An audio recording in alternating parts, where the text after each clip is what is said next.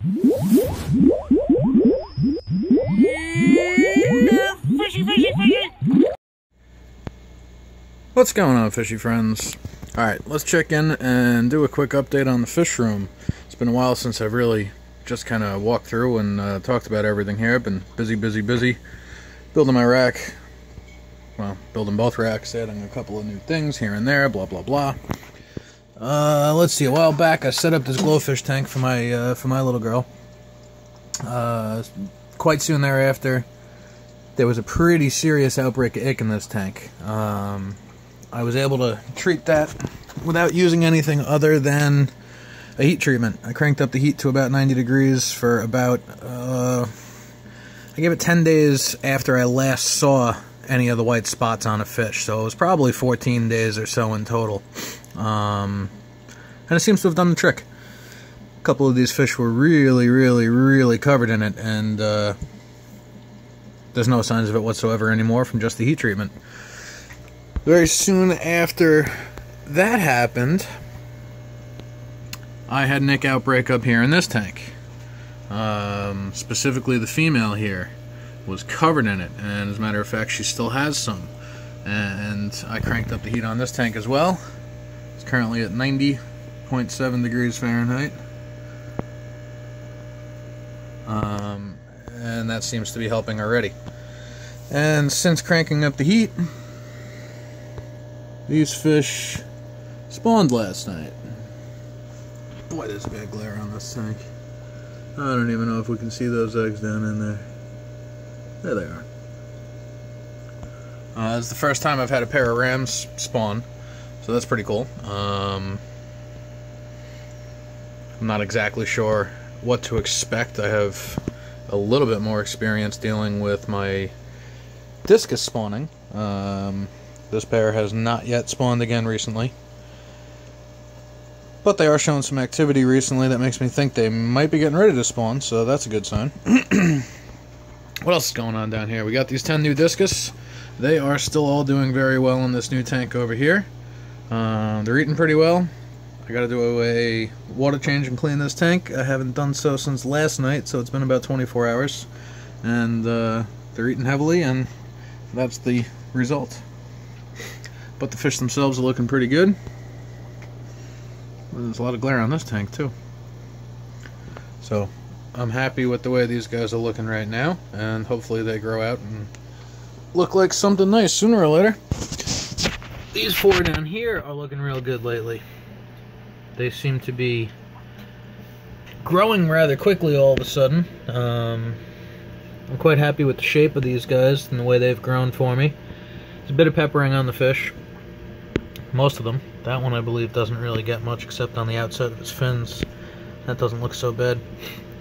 You can see some of the peppering there. It kind of disappears on the camera a little bit. Well, there's peppering across the bridge of his face on that one on the right. But even with the peppering, I do really enjoy the way these fish turned out. They're still growing for me. They're not even a year old yet, I don't think. So they still have a decent amount of growing left to do. And hopefully they can turn into something even more stunning than what they currently are. What else we got going on here? The cherry shrimp. There's a couple chowing down on some food in that feeding dish right now. Not too much else to say about this tank, other than I have a really hard time finding any shrimp. Putting that feeding dish in, I don't know, maybe once a week or so, I end up trying to supplement whatever biofilm and other natural foods they're going to find themselves. And it's nice to see at least a few of them congregate there, because otherwise I'm sometimes concerned there's no shrimp left in the tank. I unfortunately think this substrate was a very bad choice. I didn't realize how red the substrate actually would be. This is one of those oil absorb products. Safety dry or oil dry or something like that.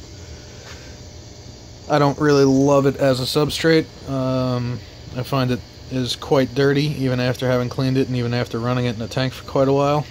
Doesn't look so bad, but it's a pain. I'd much rather have used gravel or sand or something. What else is doing down here? The angelfish are getting quite large. This black one in particular is kind of the boss of the tank. but they have all grown very, very well for me in this bare bottom tank. 20 long after that big long rescape and everything is looking pretty good. Is the one Episto I have left currently. I'm expecting a few more to arrive shortly. I threw in a couple of Siamese algae eaters and a couple of mono shrimp the other day. They might not have acclimated very well to the high level of CO2 in this tank, which is why I got the air stone running right now. I lost at least one mono shrimp since putting it in, and I haven't seen the Siamese algae eaters at all. There is still one mono shrimp left in the tank. I don't see it right now. And the rescape is, I think it's doing pretty well. I think it was worth the effort. It's still going to take a little bit of time to fill in and really show what it's going to be eventually, but so far so good. 72 bow frames looking good.